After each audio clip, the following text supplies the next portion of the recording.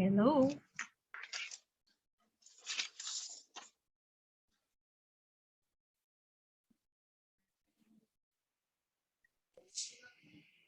Hello, Malvika.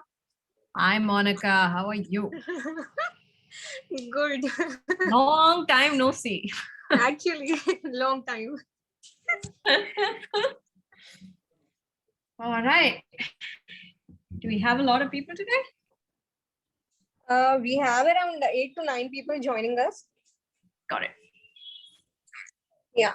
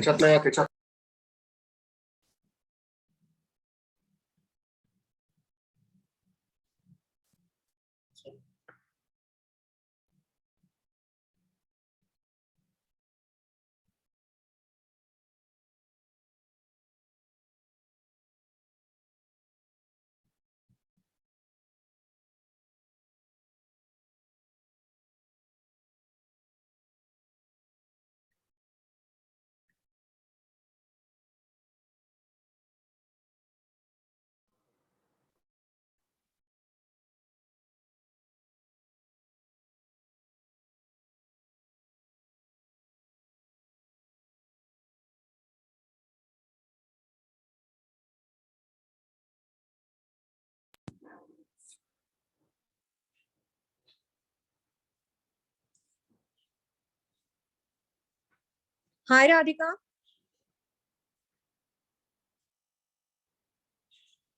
No. Hi, good evening. Good evening. Recording in progress.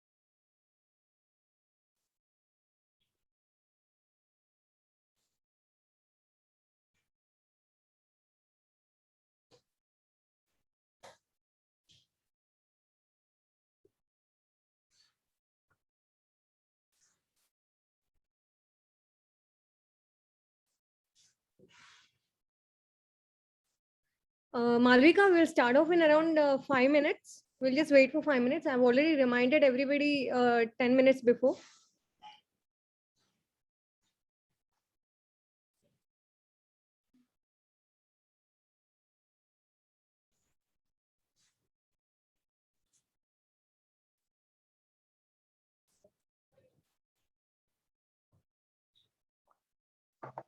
So everybody, here I'm Monica from Sploot. I'm the customer success manager.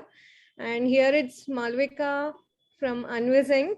She'll be taking us around leash walking for today. So Malvika, let's start. Hi, guys. Good evening. Radhika, Prasad, Monica, I see Mukul, Bulbul. Hey, great to see you guys. Thanks for joining me on a holiday, festive day as well. If you're celebrating, then happy Lodi, Sankranti, Pongal, everything. Hope you're all safe.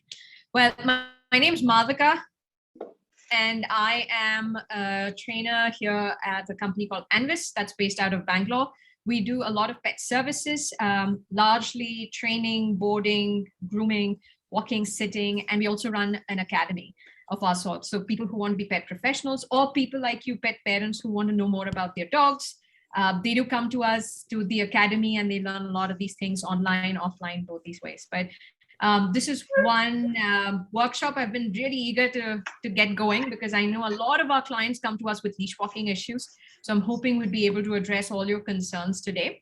So very quickly, I have been trained largely in California. That's where I was for the longest time. Student at the Catch Academy, and then I also volunteered at the Humane Society of Silicon Valley, where I got a lot of hands-on experience. So if you ask me how many dogs I've actually trained, to be honest, I've lost count. Age is catching up, I know, but that's what it is. But my focus areas largely is canine enrichment. I find that a lot of times, especially living in urban cities, we lose track of what our breeds were bred to do. Every dog was bred on this earth for a purpose. And as they move into urban settings, they forget about it. And so my focus is to kind of remind parents about the breed and focus on keeping their breed instincts alive. And kids also with dogs, that's another area of my interest. And for today's workshop, please keep it as interactive. And I'd love it if you could keep your videos on, because when I start looking at my face, I only focus on my wrinkles, and I'm like, I lose focus on the video, on the whole spiel. So please keep your videos on if you can. And don't feel embarrassed to share any of your experiences with your pets, because I have had my experience of sore arms, a slightly fractured wrist, and I've also had several tumbles during walks with all the dogs that I have grown up with. I've grown up with large dogs, small dogs, and now I am a mom to 4 indies here in India. And please share any questions you may have. I'm hoping that in this entire session, we'll be able to address a lot of your concerns, but let's keep it interactive. If at any point in the workshop today, you have a question, feel free to, to kind of raise your hands, or just, unmute yourselves and talk if possible, right? So let me know if you are all right to get me started, and I can. Yep, awesome. All right. So let's see. Okay, now we'll start from the beginning. Okay, this is not Sound of Music, trust me, but we'll start from the very beginning. And the question I'm going to ask you guys is, why walk a dog? Okay, and this is a question that a lot of people ask me, especially the ones with slightly nervous and anxious dogs, where they say, I don't want to put my dog through any more stress. So really, do I need to walk my dog? And I kind of remind people about, there is a requirement for us to walk our dogs, not because of it's a physical exercise or a mental exercise, but it is to keep their breed instincts alive. And when you're fed that breed instinct, when you're fed that, very natural, genetic requirement of theirs to walk, to sniff, to scavenge, to forage, all of those things, that's when you're going to have a happy dog.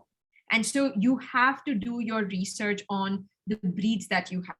Why were they bred? And why, what kind of walks is it that they require in their lifetimes to keep them happy? Now, I'll give you an example. You might be a little confused.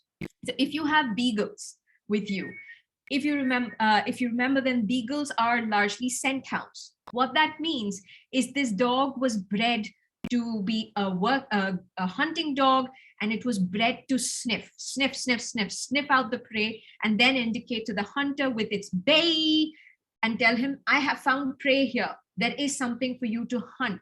So this is a dog that loves to sniff, which is why it is shorter, closer to the ground, long ears. So once the beagle starts sniffing, the ears start pushing the dust towards the beagle's nose, and all that smell goes into the beagle's nose. And finally, it tunes into that one smell, which is the smell of a bird or a pheasant, fowl, whatever it may be. And then it will walk towards the direction until it finds a very strong presence of that scent. Now, imagine this dog as a hunting dog would not have walked for 15 minutes or 20 minutes in a day. This dog at the crack of dawn would have gone out hunting with the hunter along with several other breeds of the pack, and it would have walked for at least 4 to 6 hours in a day. What do? We bring these small dogs into our homes thinking, it's a small dog, it'll fit very well into my apartment. And we assume that this dog doesn't require that kind of exercise and that kind of scent and stimulation on walks. And that's when we start having behavioral issues, because the dog's breed instincts are not being fed. When we take the dog out for a walk, it's a quick pee, poop, and then we're back inside. Because we assume small dog, don't want to strain it too much, I'll bring it in. But this is a dog that requires an extremely active family to take care of it. And the walks need to be in a manner where the dog's given new scents to smell. The dog is allowed to forage, to kind of spend some time sniffing a spot, spending a little time recognizing around the area, saying who's here. What does my neighbor's dog like to eat? What kind of dog do I have 2 blocks down the road? This is important information that the beagle needs to have. Now, on the other hand, if you have a Great Dane, I've seen a lot of people saying, I walk my Great Dane for half an hour, 45 minutes at a time, 2-3 walks a day. And I'm sitting there thinking, my God, your Great Dane doesn't need that kind of exercise. It's a big dog, but the dog was bred for a very different purpose. It was bred to guard property. It was not bred to go hunting or walking long distances. That dog would be happy for 20 minutes a day, probably, maybe a couple of walks in a day, and he's a happy guy. He really doesn't need to sniff around as much as a beagle would. But this is why you need to focus on your walks, because if you get a good walk in that suits the breed of your dogs, you are going to have a much more well-mannered dog at home. Okay, so that is basically why we have to remember and remind ourselves that walks are important. It is not just for their physical health, but it's also for their mental health, right? And the question you have to ask yourselves is, what will my dog like doing outdoors? A lot of times people, especially now on social media, you'll see a lot of people are talking about your dog needs to smell, your dog needs to smell. But that basically means you allow your dog to stop when they please, to pull you in the direction they want to go to, because you've just assumed that I need to let my dog sniff. I need to let my dog sniff. There's another part of that equation that a lot of people forget, which is I also need to be in control of the walk, which is when that tussle begins to happen between the human and the dog, where the human saying, I want to go in this direction, dog saying, no, sorry, I have other plans. I want to go sniff that way, right? So you've got to figure out what your dog enjoys outdoors and learn how to manage that on walks. And today we'll be able to cover that, right? And like I said, we'll have to learn how to feed our dog's instincts on walks. So this, to be honest with you, when a lot of parents come, they hear all this, but finally I tell them, but the best part about walking with your dogs is it's such a wonderful time when the dog, while in its walks, like you see in the picture here, begins to check in with the human. They look up and they make eye contact with us, and my heart just blooms when I see that, and I praise my dog. I'm like, hi, yes, what a good girl, because I want my dog to check in with me. It's a fantastic way to bond with the dog. It's a great training opportunity as well. But let's just enjoy the walks by training our dogs better. Right? So that is something we will have to focus on in this workshop. How do we get our dogs to listen to us on walks, but also manage to have a good time, like enjoy themselves on the walk? Now, I've said all this. Are there particular things you'd want me to focus on in this class? And I'm going to open it out there. Right? If there's a certain area I find a common thread amongst you guys, I will be happy to spend a little more time on that. All right. So let me know. Yes, Manika. Hi.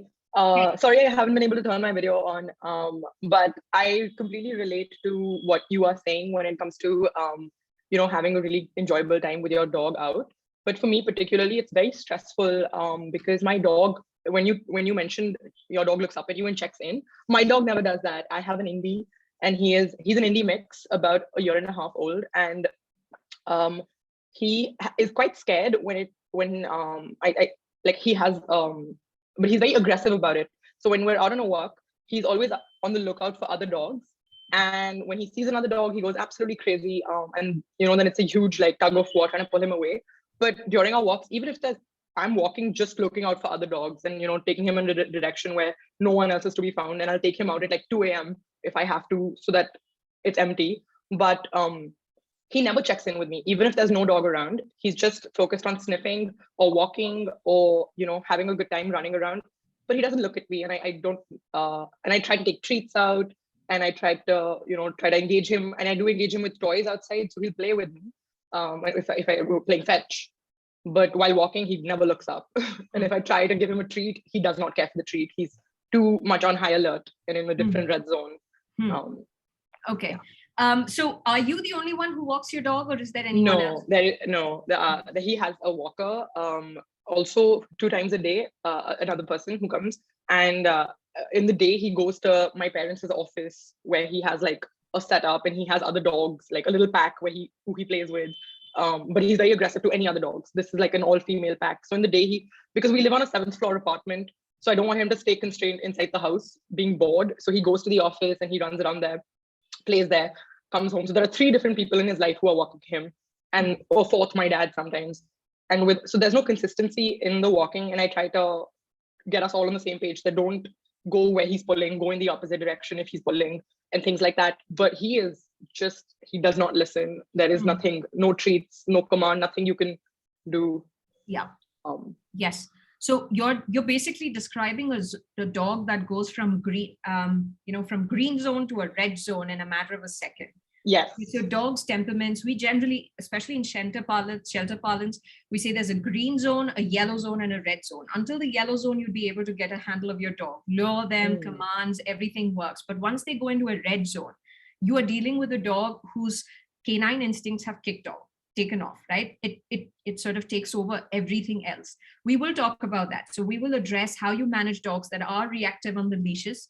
We will talk about how you get your dog's attention while you walk, and it's not just by putting a treat in front of their nose every single time. That's not what we do all the time. It is a few times, but not all the time. We will address that. Great. Okay. Thank you. Super. No worries. Bulbul, you raised your hand next, I remember. You're on mute, I believe, or I can't hear you. Am I audible now? Yes. Okay. So I have a golden retriever, and we've done a lot of work. It started off with her not even looking at me outdoors, but I've put in a lot of work where just getting her to check in and stuff. And initially, obviously, she wouldn't take treats and all, but I've really built that up because she's a very food motivated dog. So being able to get her to a point where she's going to take treats outdoors. My challenge is she's 28 kgs. Okay. So when the tussle happens where I want to go one way and she wants to go the other way, and it's just easier for me to let her lead. But if at point wherever that happens, I walk her with the leash tied around my waist. Okay. Because otherwise I can fall. Like if she pulls really hard, I can fall. So I need to understand how to balance that part out where, she needs to listen to me when at certain points where I can lead, but she does get a lot of freedom to sniff and spend time and, just go the way and make choices on her walk.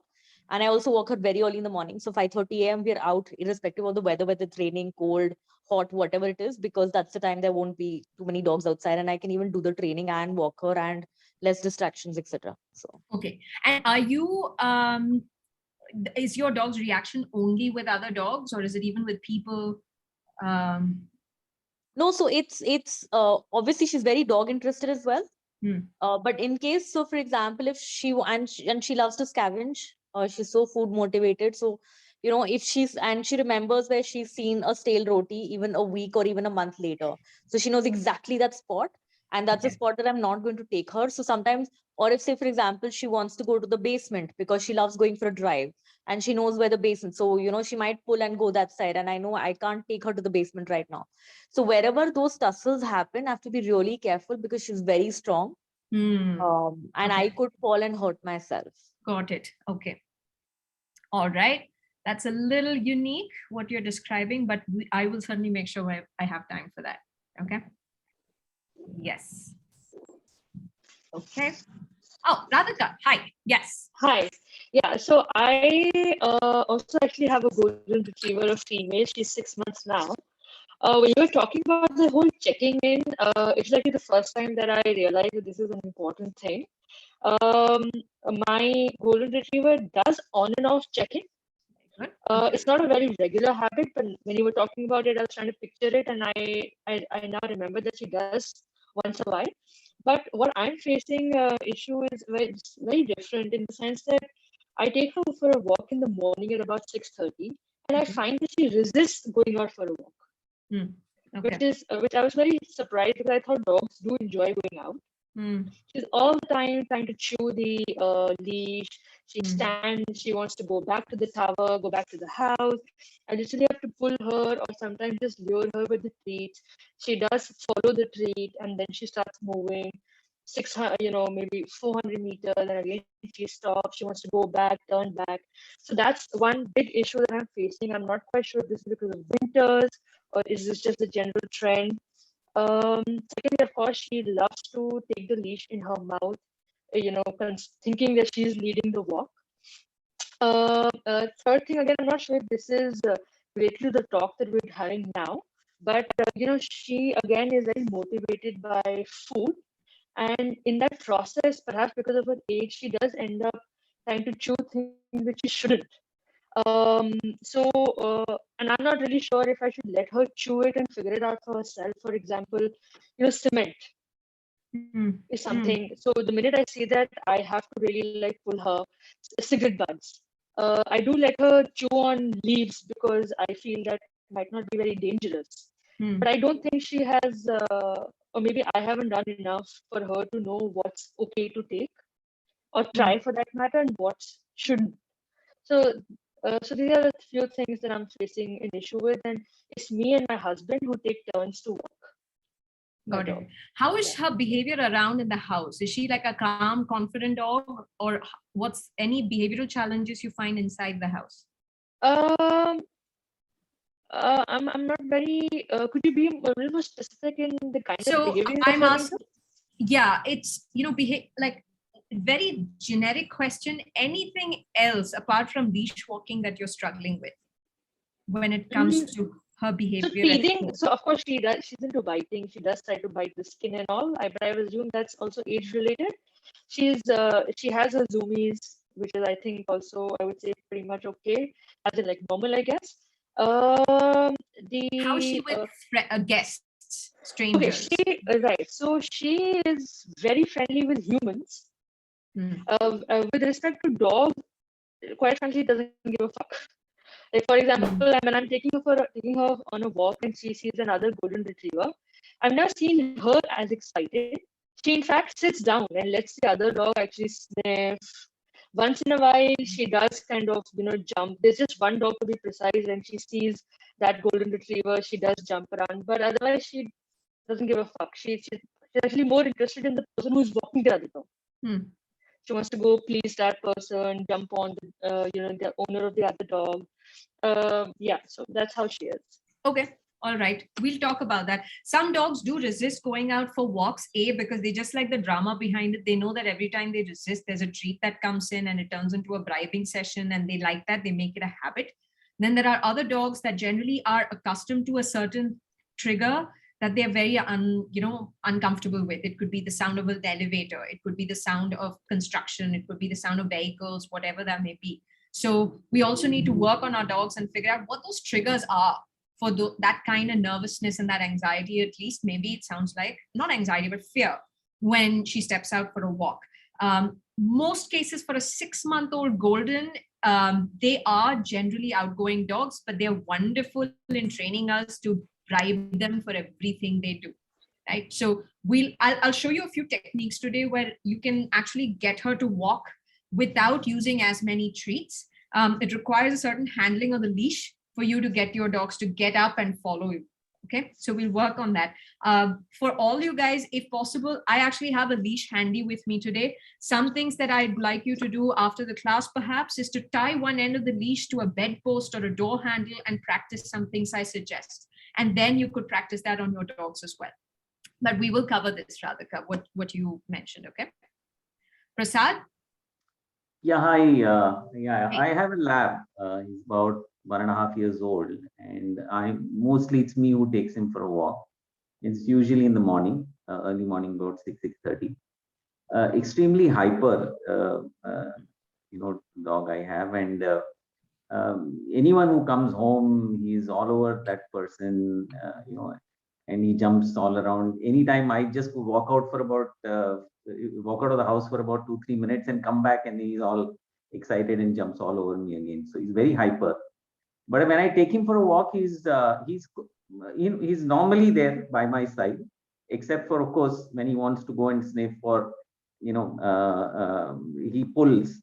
And again, I think the challenge, which I heard others also say, is that he's very aggressive with other dogs, whether it's a stray, or whether anybody else walking a dog. He gets extremely agitated. He tries to, charge at them. He growls, and I try and control him, but sometimes it does get a little difficult. So, but otherwise, he's well behaved. He listens to whatever commands are there. But the moment he looks at, sees another dog, he gets very happy. He just doesn't listen. That's the Got it. challenge that I have. Yeah, you just described the walk of a typical lab, except that your lab seems to be a little more reactive to dogs than usual.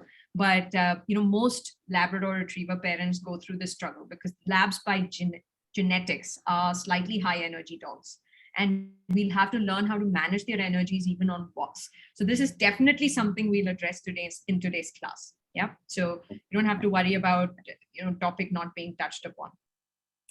Okay, there are a few chat messages. Okay, all right. Now, shall I get started then? Nobody else raised their hands. Okay, I will take that for a yes. Okay, so this is something that I want you guys to take a moment, pause. I know I touched upon it, but remember, every breed requires a different kind of walk. Okay, there's no cookie cutter approach here is what I'm trying to say for a dog's walk. Now, if you, like I said, Beagle, bred to hunt, bred to sniff, loves to sniff, and loves to take long walks. So if any one of you have Beagles, or you have friends who have Beagles, they're struggling with their Beagle issues, ask them this question. Does the Beagle get at least 90 minutes of walking every day? And in that 90 minutes is half the time spent sniffing. If the answer to that is no, point them in the direction of do that. Do a little more reading on what the Beagle was bred to do, what it enjoys, and walk the dog. Beagles don't enjoy runs. Please don't take your dogs off jogging if they come from a boxer would love it. They will just enjoy that. A greyhound, short sprints, they love it. So if you have greyhounds or mudhols or Rajapalyams, Chiviparais, those dogs would love a fast sprint, but that's it. Thanks very much. Let's go back. But you've got to remember that every breed came with a purpose, right? Now, I know some of you are retrievers, and I have some things here. Retrievers were bred to retrieve. So if you know the history of the breed, they were bred to go out hunting. They're hunting dogs, but they're basically what we call gun dogs. Through the entire hunting session, they'll be right by the hunter's side. As soon as the rest of the dogs have done the job of finding the prey, herding it, setting it up for the hunter to just take the gun and shoot, until then, the retriever is right by the hunter's side. As soon as the gunshot goes, the retriever's only joy is to hear that shot, that gunshot. That's why they're called gun dogs. They run towards that prey, gently pick it up, bring it back to the hunter. They retrieve it for the hunter, which is why they're called retrievers, Labradors and Goldens included. Now, some of them retrieve while swimming, some of them on land, but it's important for you to remember that a retriever's basic instincts that gets them really happy is by playing fetch. Okay, and they love running around on soft surfaces. They love to take a swim, but these are high energy dogs as well. So like the Beagles, they too are walking for 4 to 6 hours. But the advantage of a retriever is that they are very eager to please the hunter. They never leave the hunter's side. So to get a retriever to heel by your side, or you get to a retriever to check in with you, is a much easier task than, say, getting a basset hound or a corgi to check in with you. Okay, so again, I'm not going to cover all the breeds, but please do your research on the breeds that you have and figure out what that breed was bred to do, and try and simulate a walk as close as possible to that breed's requirements. So can a Beagle's walk and a Retriever's walk be the same? Do you think they would enjoy a similar walk? They probably will enjoy long walks, but do you think they'll enjoy the similar kinds of walks? That's the question. What do you think, guys? Yes? No? Will they enjoy the same kind of walks? No, they won't. They'll have different, I think, likings. Yeah, so a Beagle, you're right, will require to stop, smell. All right, let's walk again. Stop, smell. Ooh, something's interesting. Let me just spend a minute longer there. But a Retriever, on the other hand, is like sniff, sniff, sniff, sniff, sniff, sniff, sniff. Oh, food, great. I'm going to put my mouth on it, because that's the breed instinct, right? Whatever they find interesting, they're bred to pick up into their mouths, and they will, like, their instinct is to retrieve it. So that's why most of you are saying it's hard for me to get my Retriever to focus on me. My Retriever wants to put things into their mouth, cement even, right? So that is the breed instinct. Now your job is not just learn how to walk the dogs, but it's also to get your dog's attention on you before these incidents happen. All right. So we will talk about that, and we will walk the talk. So this is just important. First pointer to you guys, research your breeds. Okay. As simple as that. Now, the other question is, okay, My slide wants to change itself. Okay, so 3 things that you'll have to remember on a walk. Now, I'm going to touch upon the breed again. It is the amount of physical exercise. Once you've done your research on the breed, see how much exercise that dog wants. Like I said, a Dane does not require as much exercise as a Beagle does. A sight hound, like your Indies, require a very different different kind of walk than a Beagles or any others, right? So the amount of exercise is important. You have to realize how important mental stimulation is for your breed during a walk. So for example, again, I'll keep going back to a Beagle because that's the one that most people will relate to most of the times. Now, a Beagle would love to sniff. If you had a greyhound, or if you had a terrier, or if you had a dog like an Indie at home, they are more visually stimulated. They're what we call sight hounds.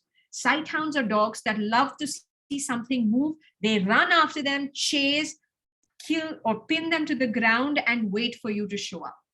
They are triggered by some things that move. So in that kind of situation, what should their nature of walks be? Would you think sniffing helps? Or would you keep the dog kind of on their toes? Let's walk, guys. Walk, walk, walk, walk, walk. Would that motivate them further? Would that stimulate them mentally as well? Just to keep walking and seeing things that move. What would be better for them? So that's something you have to remember. The other point is never make it only about sniffing or only about physical exercise. A good walk is where you have a combination of both. This is something that I do with every single dog I train. I make sure that every time I step out of the house, there are some things I do depending on the dog behavior. But once I've done those things, those steps, I will then make sure that the dog gets enough time to sniff, go here, go there, whatever it is. But once they've done their business, once the pee and poop has happened, then the walk's on my terms, guys. I am going to pick up the leash and say, okay, let's just walk. I will decide when to pause. I will decide when to pick up the pace. I will decide when we get into a quick jog, but the rest of the walk is on my terms. But I do make sure that they get enough time sniffing, they get enough time walking, they get enough time to do all of the things that keeps them happy, right? So it's the breed type. The other thing is, the age of the dog. You don't want to be getting a tiny little pup that's 6 months old running on the streets. You don't want that. Their joints haven't grown, their bones haven't fused together. It's not worth the risk to be getting a little pup to be running on tarred roads. However, the same thing applies for older dogs as well. Once they're in the senior category, please check in with your vets before you start taking them out jogging. Their bones and joints are also going to be in a very precarious position after. Now, health of the dog also. Now, if you have a dog that is obese or diabetic, we generally say take a check, keep a check on it. They need to lose weight, perhaps. Even their energy levels could vary, especially diabetic dogs. So you have to keep an eye on the health of the dog, check in with your vets, what's okay, what's not. And the time of the day. I liked it that some of you said you take early morning walks. Dogs that react to triggers do well when those triggers are actually fewer and lesser in quantity. So I'm glad you said that, but figure out what the times of the day are where your dog is less nervous or less triggered by the environment. Okay, so these are some factors you will have to consider. And then you have to prepare yourselves. Okay, be understanding and be cognizant of what your dogs are reactive to. Some of you said my dog's reactive to other dogs. Some of you said my dog loves to jump on people. There are dogs that get triggered by vehicles, like a bike passes by them, or there's a car that goes by them. They get really antsy, very nervous. They bark, they lunge. There are some dogs that just don't like elevators also. Now, you have to realize what is your dog basically reactive to. Figure that out, jot it down, because every single trigger point, you will have to know the rest of this that I mentioned in the slide. How am I going to manage that? Once you know what the triggers are, very simple, this is like common sense. If you, like, I'll give you an example. If your dog is triggered by construction sites, like they hear the cement mixers or they hear the rollers or whatever it is on the ground, and they react to it, I tell parents, try and avoid that. That's the first thing.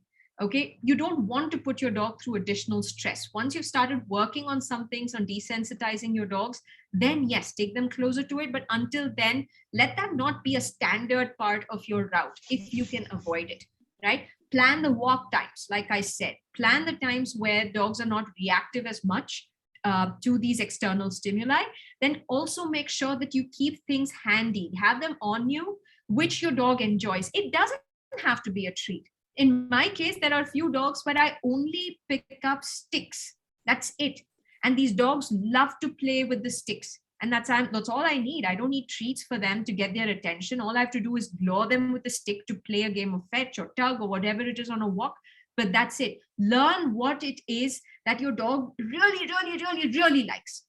It could even be a squeaky toy. It could be treats. It could be twigs. It could be, a whistle, perhaps, something that your dog responds to. But keep these things handy. But more importantly, have the right accessory on your dog. And by that, I mean, is it a harness you want to use? Is it a collar? Is it a martingale collar? Is it a regular collar? Is it a buckle collar? Is it a retractable leash? Please get rid of the retractable leashes.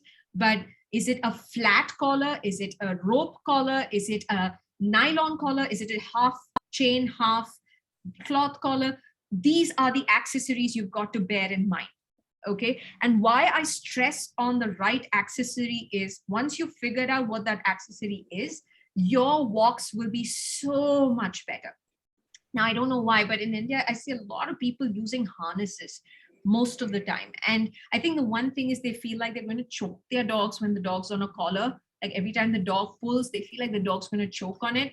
But the one thing I want to remind parents is you're not going to be walking your dog the entire walks with them pulling. That is not the intention. The intention is for your dog to pull. And as soon as, the intention is not for the dog to pull, but if the dog pulls, then your response to that is, sorry, walk stops right here. Until you have stopped pulling, we are not taking another step ahead, my friend. Until you teach your dog that, it is important for you to realize what the right accessory is going to be. Okay, so I will touch upon the accessories. I just want you guys to remember one thing in this entire slide. All right, figure out what triggers your dog, figure out what times work best for your dog, figure out what motivates your dog. Lastly, figure out the right accessory. Okay, now the right accessory, just another point to remember, for dogs, wherever the head moves, the body follows. Okay, it's as simple as that. If you can get your dog's head to move in a direction you want to go, you have won the battle. The dog will follow you because their heads have moved. Now, there's no dog that walks with their head on one side. If your dog is pulling, you'll notice automatically that your dog's body tends to form a straight line with their heads. There's never a dog that walks in a certain direction, but always looking in one. If they've started looking in a certain direction, you'll see even their body starts changing directions. So remember, if you want to control where your dog wants to go, control the movement of their heads, which is where I find harnesses fall far behind. Because what happens with a harness is you have covered the chest of the dog and you have no control over their necks. Now, if your dog is pulling you, the only way you can control your dog is by pulling them back or pulling them up. There is no way you control the dog's necks. So you're basically having a contest on who's the strongest between you and your dogs. Rather, use a training collar, what we call a martingale collar. A martingale collar is something you get in any store, Amazon or in-person physical stores. All of them carry martingale collars. It's a collar with a three-prong, an extension at the bottom where you latch the leash on. If the dog's walking calmly by your side, the dog won't even feel the leash. Once the dog pulls, immediately it feels the collar around its neck and it's like, oh, wait a minute, what was that? And that's when they pause, they stop lunging and gives you that second to correct your dogs. It's not a choke collar, it's not a pinch collar. So this is a martingale collar that does wonderfully well for dogs that pull and you're still training them to walk on the leash.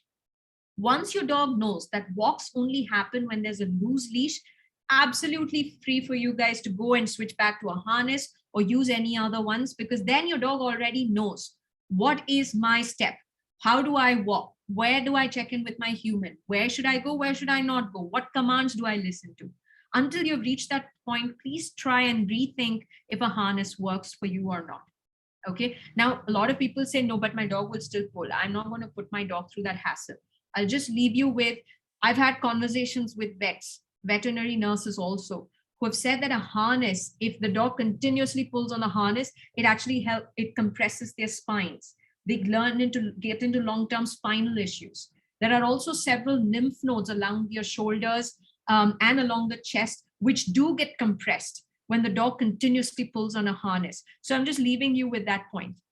However, there are multiple kinds of harnesses. Okay, you get a front clip harness and a back clip harness. If you really want to use a harness, try and get a front clip harness. Because what the front clip harness does is it doesn't allow a very easy gait for the dog when it's pulling. It kind of obstructs the dog's leg and gives you better control over the dog, saying, nope, you got to follow me, buddy. So a front clip is good.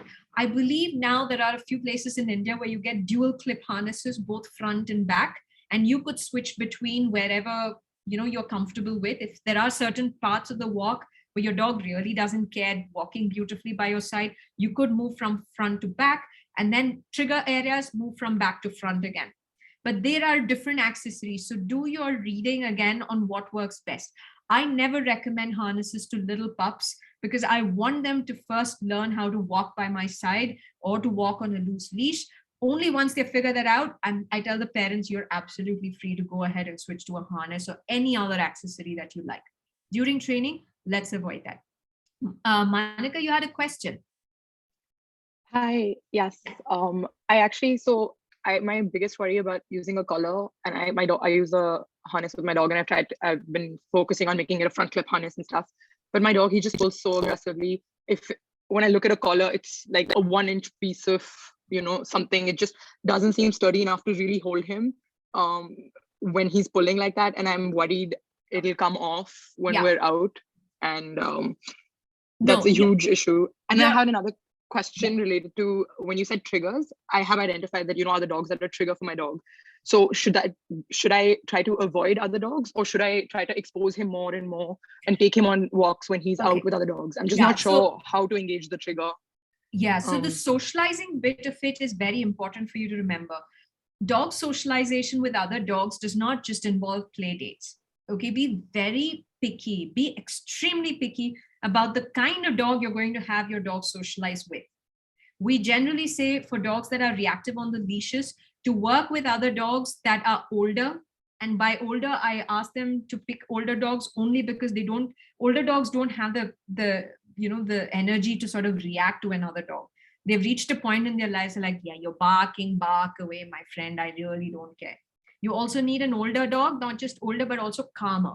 A dog, like I said, that doesn't react to your dog's misdemeanor. So it could be your dog being a puppy and biting and pulling their ear, and this dog doesn't mind. It could be your dog just sort of lunging and barking at them, and they're still busy sniffing away, doing their thing. You also need a dog that itself encourages good behavior.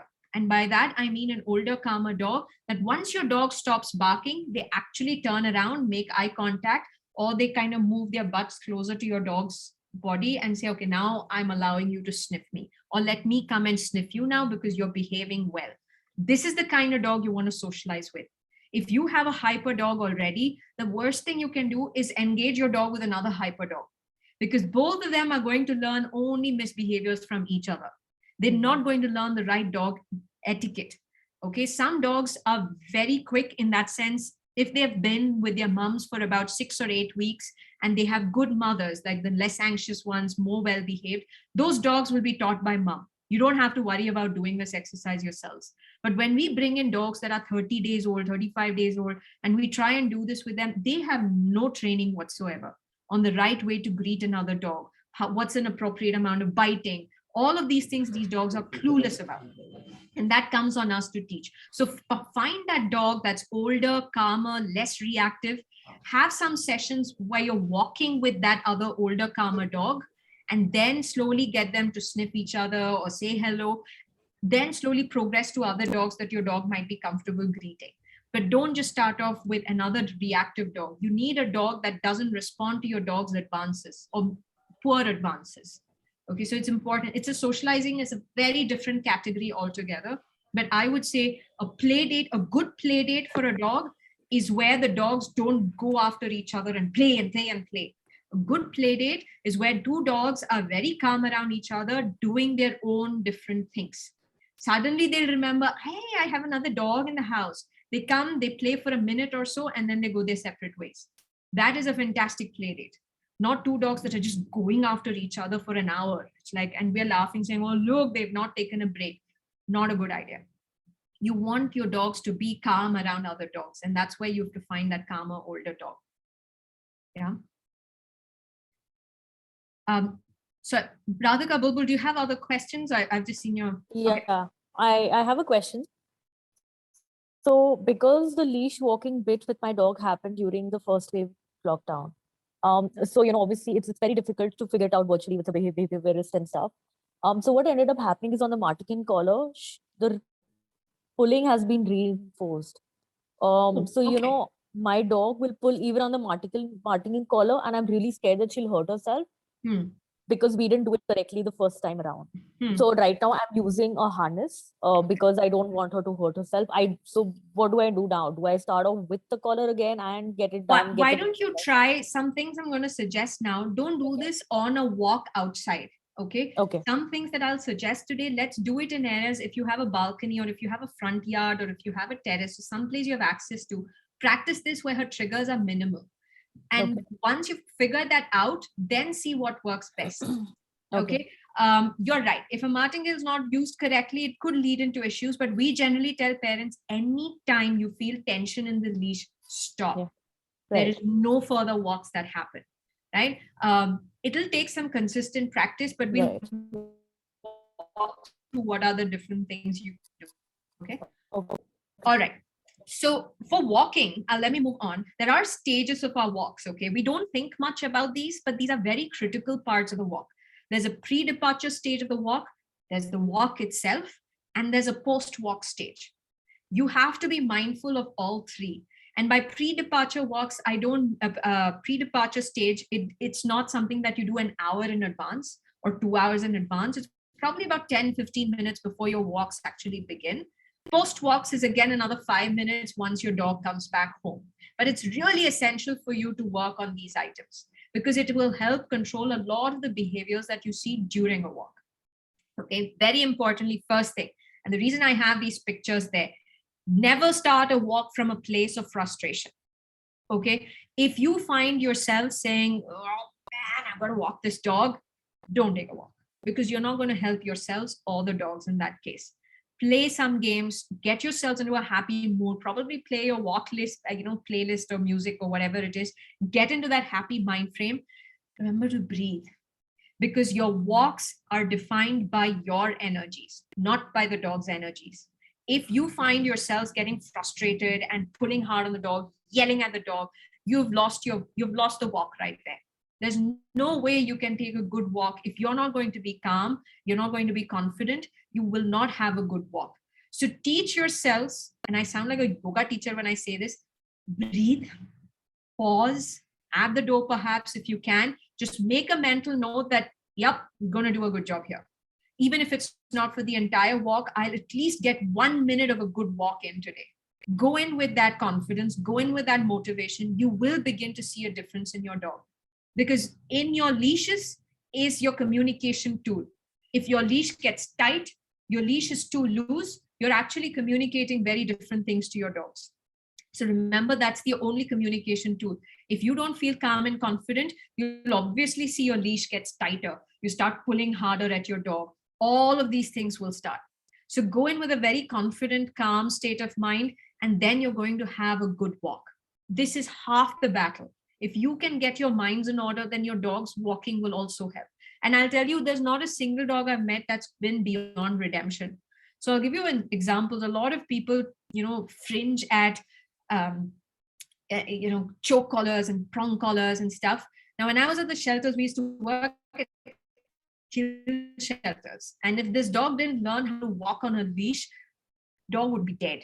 So we had to use chokes, we had to use prongs, we had to use pinch collars, but those are such extreme cases, right? But dogs did respond to it, not because of the accessories used. Most of the time, it's because we felt like we could actually control this dog. Now I have this massive looking thing, I'll control the dog. But we noticed that the handlers themselves walked better when they thought they had a better accessory around them.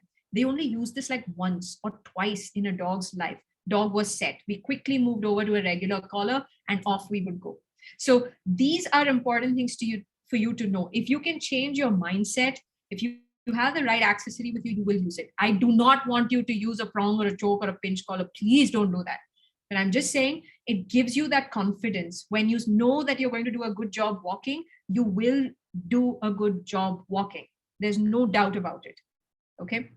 Now, the other topic that generally comes up is common problems. Now, common problems are dogs that excited, like you said, Prasad.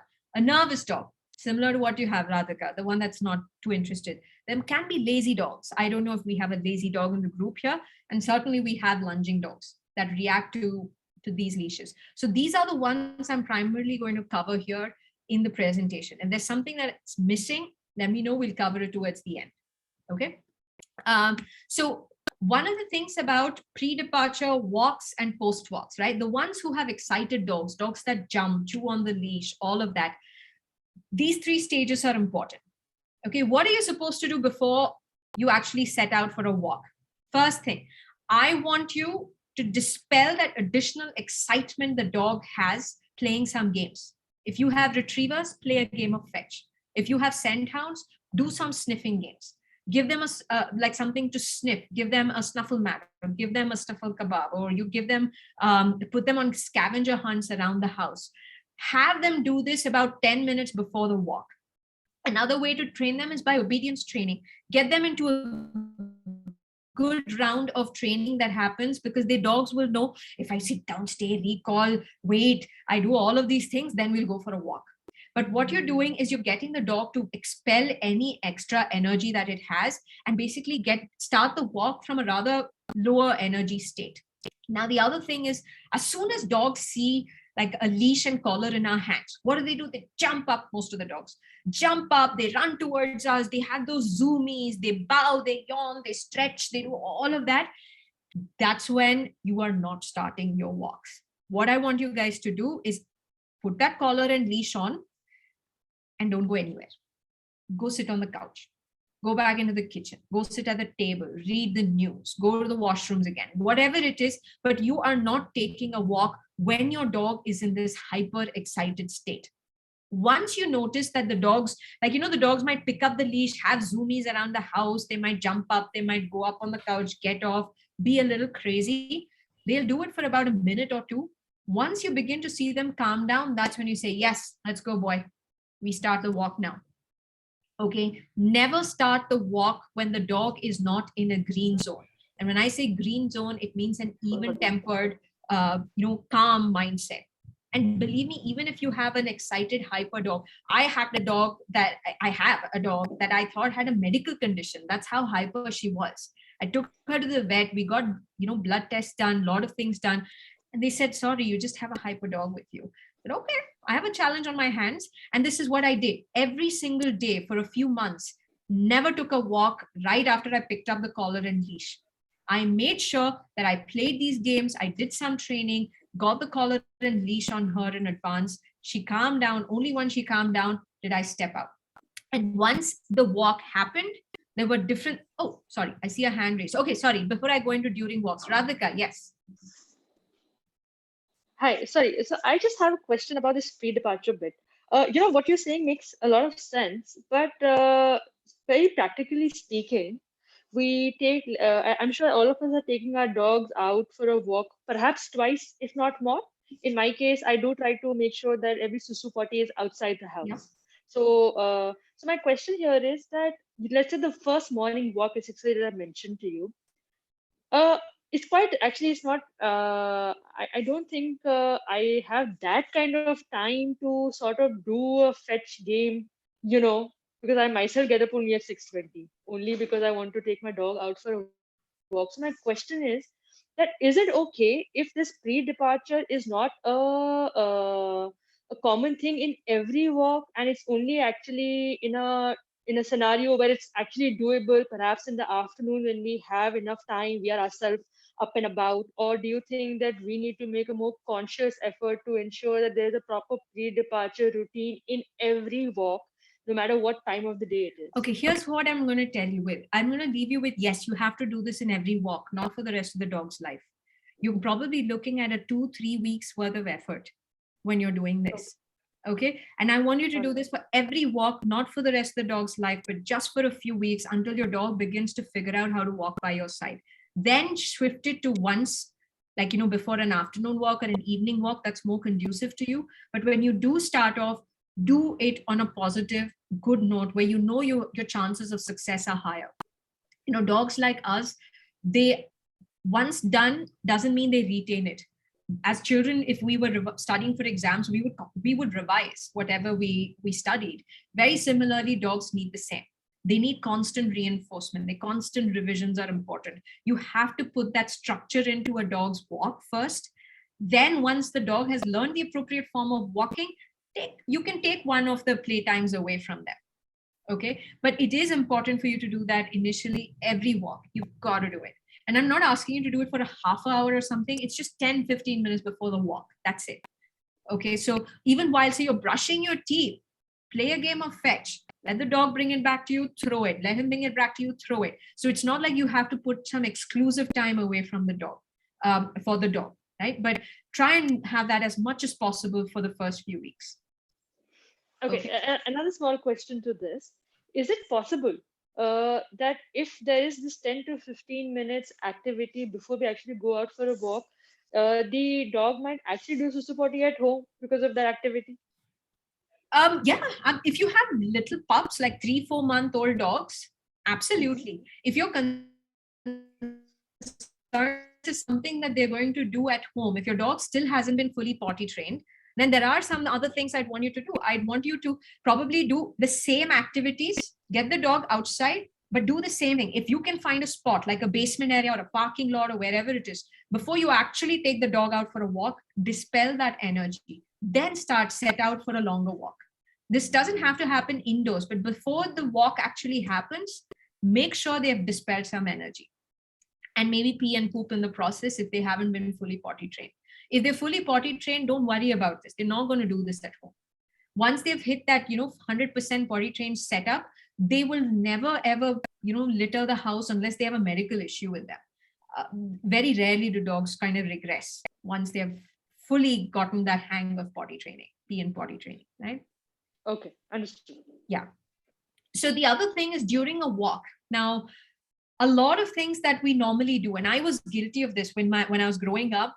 I had a Doberman that just pulled, man. I really thought I dislocated my arms at times. But what I didn't realize was I was actually encouraging my dog to do this several times on the walk by actually talking to my dog and saying, no, stop that, come back here. No. The number of times I've said no far exceeds the number of times I'd said yes to my dog, because I was busy telling him, stop it, stop it, stop it, stop it. And the dog, the only thing he realized was my human is barking with me. My human's joining my party. So anytime he'd look at another dog and he'd go, roar, I, from the back, would be going, no, no, no, stop it. So my dog is actually thinking, great, my humans also started barking with me. Now I will join the party. We will all bark at this other dog. We will all bark at this trigger. What we have to realize is at these times when our dogs are reacting, we have got to stay calm. Don't talk to the dog. Don't yell at them. Don't do anything that will confuse them, because they don't want that sort of encouragement. I mean, we don't need to give them encouragement from the other side. What do we need to be instead? I generally tell my parents, be a tree. Trees don't react to anything. Trees just stand in one place. They let the dog react. They let the dog, go after it. But I would tell my parents, wait for that second, that moment of calm in your dog. What I mean by that is your dog's going, and then either to catch their breath, or that the other trigger is slowly walking away from their sight. That's when they take a minute of, okay, calmness. That's when I would talk to my dogs. That's when I tell the pet parents, now, call your dog now. That moment when your dog is silent. So, hey, hi, Maxie, here. That's your second. that's the minute you can actually get him back, where you have that one window of opportunity to get him down from red zone to yellow zone. I'm not asking you to get him all the way to stay calm.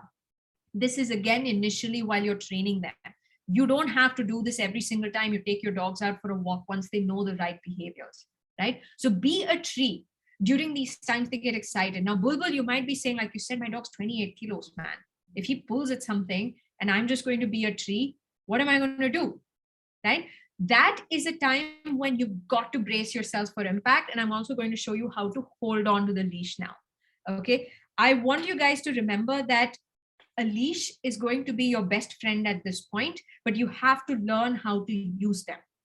Okay. So one thing is, I'm going to show you how to walk your dogs, sort of the ways to hold on to the leash when you're walking a hyper dog or an excited dog. Okay. Now I want both of you to all of you to remember we have two hands. We're going to use both hands to manage the dog. I don't want you doing this. No, I actually know a client who had a wrist relocation because of this. Okay. No rope leashes as well. Please, if you have a dog that pulls you really hard and you have a rope leash, get rid of them. Get a flat leash like this. This is a nylon one, not the best, but you could get cloth based or flat leashes basically, which allows your hands also some more grip and doesn't just burn through your hands. Okay. So please don't use one hand to walk your dogs by wrapping this up and holding it and pulling your dog back. Don't do that. Not a single hand walk. I need a double-handed walk from you guys.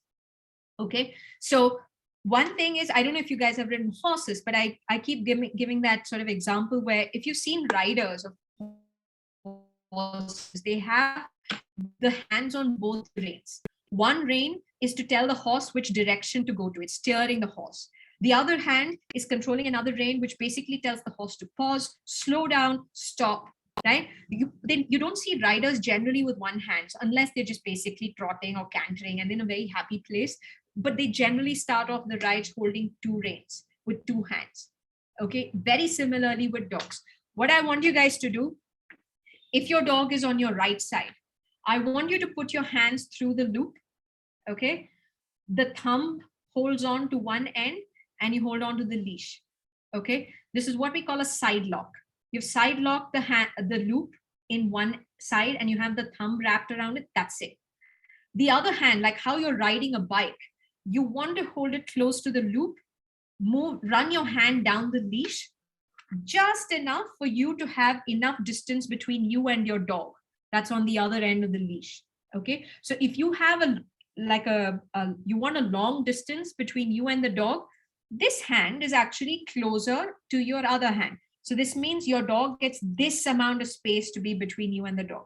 In times when you want the dogs to be closer to you, you actually move your hand further down the chain and the leash, and your hand is much closer to their collars. But there's a lot of leeway between your hands. Get the idea? Okay, I can't see you guys, unfortunately, but I'm hoping you are understanding this. So please keep your videos on if you can. Okay, Mukul, thank you. So once you have this, I want you to remember, don't change your hand's position, the other hand, to having your palm out like this or holding the leash by your side. I want you to hold it like how you hold a two-wheeler's bike, like a handle. Okay, I want you like imagining yourself holding onto a cycle handle or a two-wheeler handle. That's how your hand should be on the leash. Only reason is because I want to protect your wrists, and it gives you better control over your dogs. If you want to steer your dogs, the hands that's closer to the collar moves. You tell your dog to go left, go right. This other hand will come in and join this hand when your dog begins to pull. Okay, so then get a double grip over the position of the collar, which is closer to the dog, of the leash that's closer to the dog, and you hold on to that leash. Okay, this entire loop just goes down my arm, but I'm holding on to the leash with both hands here, closer to the dog. And I want hands to not move, you not to move. Now, what happens with single-handed walks is you're pulling the dog back, but you're also using the weakest parts of your hands, which are your wrists and your palms. You're not using the rest of your, the accessory that you have, which is the leash, to control your dog. So let me show it again. You put your hand in through the loop, okay? the thumb goes through the loop. Okay, like this, you have it by your side, hold on to the leash, like how you hold on to a two-wheeler, take your hand down the leash, and this is it. Remember not to hold your leashes like this, not facing outwards, not sidewards. It's always like how you're riding a bike. Practice this on a post, like on a bed post or something, where you tie the collar end of the leash to the bed post and practice this, or even across a pillar, you can make a knot, practice this. This hand will move, the hand that's closer to the collar moves up and down depending on how far you want the dog to be from you. If your dog starts pulling, this hand slides down the leash and the other hand joins, and you hold on to that leash, okay, for dear life, and you're not moving. All right, that is important for you, to hold on and not give in. Now, your dogs don't have the lung capacity or the pulling capacity to keep pulling you for more than 2 or 3 minutes. They're not designed for that. And most of the time, the triggers also walk away. They kind of come and go by that time. So you will be in a position to sort of get your dog into a yellow zone. If you can't do anything, just hold on tight. Okay, wait for that minute or that second of calmness, and then tell your dog, hey, come here, buddy, let's go. Okay, I don't want you talking to the dog at all in this point. If at some point you feel like I'm holding on to dear life, my God, but this guy, I think I'm going to lose my arms. One thing I want you to try is with both your hands, pull the dog up. Okay, this sounds a little crude when I say it. Don't pull the dog back. What happens when you pull the dog back? The dog pulls you back front. So you have a tussle going on. What happens when you want to pull the dog up? The dog basically just wants all 4 paws. Or if the dog is extremely reactive, on its hind legs and go, okay, it's easier for you to manage a dog that's on its hind legs rather than all 4 paws on the ground and pulling you. Okay, so this is extreme. If you really can't manage your dogs, get your dogs, pull them up. Okay, and once they've sort of, they say like, I'm on all 4 grounds, I'm not on all 4 paws, I need to get back on all 4 paws, they would have taken a break from barking. That's when you kind of let loose, let them go down, by which time you get their attention and say, come on, boy, let's go, let's go. Okay, now the way you call your dog is going to be in this manner. You're not going to say, no, come on, let's go. No, let's go. This is the tone I want you to use. Okay, you have to exude calmness and confidence with your dogs. Be assertive with them. You're actually teaching them to be better. This is a way of managing the dog's reactivity. You are not correcting the dog's reactivity. All right, I'm going to make that very clear, because the reactivity causes are different. I'm just showing you how to manage that reaction. Okay, now we will talk about how we correct the reactivity, but let's just focus on managing for the moment. Okay, don't confuse the dog, no talking with the dog, none of that. A lot of people will also say, I try and make a U-turn with the dog, I try and pull the dog away. When your dog's already reacting, none of this is going to work. And forget about treats. There is no way you're going to get the dogs to focus on you. At this point, not going to happen if they've already gone into the red zone. Okay, once the triggers have moved away, we say, yes, okay, let's go. We'll continue walking. Now, what happens after the walk is also important to note. You want to walk the dog into the house. You just open the doors, walk in. You can let the leash go. You don't have to remove the collar and leash just yet. But be very calm when you re-enter the house, because you don't want your dogs to go into a hyper state after a walk again. Most of these dogs have that pattern. They'll finish a walk, they'll come back in, they'll jump up on the couch, come down, run around the house, come back again, and they'll be all hyper. But if you are going to be in a very calm state of mind in the house, you're going to get them to calm down very quickly. Any post-walk hyperactivity that you see will also go away when you remain calm. Your dogs, remember, always want to match your energies. So if your dog is lazy, I want you to bring your dog up to match your hyper energies. If your dog's hyper, I want you to calm the dogs down to your calm energy levels. Remember, your dogs always want to be at the same energy level as you. Okay, any questions on this? No. Okay, moving on. The other kind of dog is a lazy dog. Now, I don't know if anybody has a lazy dog, but this is a dog that, basically just sits on the couch saying, nope, not walking. You go smell the roses. I'm not interested. I like my warm couch and I'm sitting right here. Okay. These are the dogs that you've got to get them excited. Like I said, match your energy levels. How do you do that? Show a lot of excitement about the walk. Hold the collar leash in front of them. Say, yes, I'm going for a walk. Who wants to go for a walk? Bring the ball out. Play a game if you want with them. Play catch, whatever it is. Bounce the ball off the walls. Anything that gets your dog curious, and they kind of get up and they stretch and they're like, what is going on? What's getting you all this excited? And then collar, leash on, quickly start the walk from there. Because your dog's already curious about what's going on with you. And you want to get the dog to follow you and to, understand what's going on in the walk, right? Get them curious about what's going on outside. Why do you want me to go outside, right? During the walks, introduce them to new places, okay? And what I mean by that is, if you have a bush or a certain area that your dog has never sniffed before, take them there. Get them interested in that. If your dog's really not interested in sniffing, I want you to take a few treats and scatter feed them. What I mean by that, show your dog some treats and scatter them on the ground. You could even feed their entire meals like that. If you're feeding your dogs kibble, take that kibble, scatter it on the ground. So they're like, oh, food, yes. And they're interested. They want to sniff. They start walking. Then every step they take ahead of you is saying, yes, what a good boy. Lovely. Excellent. We'll do that. We'll keep walking and I'll keep praising you for it. Right? But make sure that your dog's energy levels match up to yours. You don't want a lazy dog, and you don't want to be that lazy parent who's like, my dog doesn't like a walk, man, so I'm not taking my dog out for a walk. Every dog will like a walk. You just got to show that a walk is enjoyable. That's our job, right? Now, post walks, I want you to keep your dogs active. Unlike your hyper dogs, I want you to come back in, play a game with them. Same scatter feeding. Feed it on the ground and say, yes, listen, we finished that. Remember how wonderful that was? We're going to do the same thing inside the house. Because what happens with these lazy dogs, they sort of oscillate between extremes. Sometimes they love being lazy. And there are times when these dogs will just not want to stay inside the house anymore. They want to chill outside the house, right? So we've got to keep both the indoors and outdoors pleasant for them.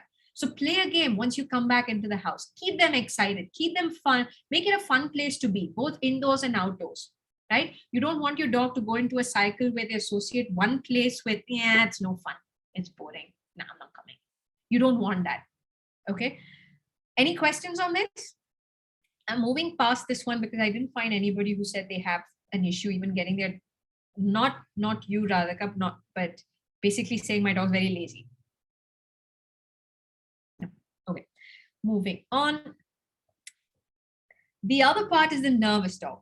Now, what this means is a dog that is afraid of something outside their homes. It could be in cases if you have rescued dogs and the dogs were probably found abandoned in drains, or they were found, in a box outside somebody's house, or they were in a construction site abandoned there, whatever that may be. The first 12 to 16 weeks of the dog is that, first 0 to 16 weeks is that imprinting phase in a dog's life. Any experience they've had in those first 3-4 months stays with them for the rest of their lives. So you might be dealing with a dog that has had some unpleasant memories with either sound of a truck or sound of cars or other dogs even. Maybe they've come attacked its mother or some such thing, but the dog carries with itself some additional baggage that normally happy dogs would not have. So you'll have to be patient with these guys. Don't force them into the walks. Don't keep dragging them on the walk saying, one day you'll grow out of this. Nervous and anxious dogs don't automatically grow out of this. Okay, there is a reason why they behave like this. It's for you to pause, to take a moment and say, yep, I acknowledge that. I understand you're nervous. I understand you're anxious. So this is what I'm going to do with you. What am I going to do? I'm going to make sure that the outdoors are not so nerve-wracking for you anymore. Okay.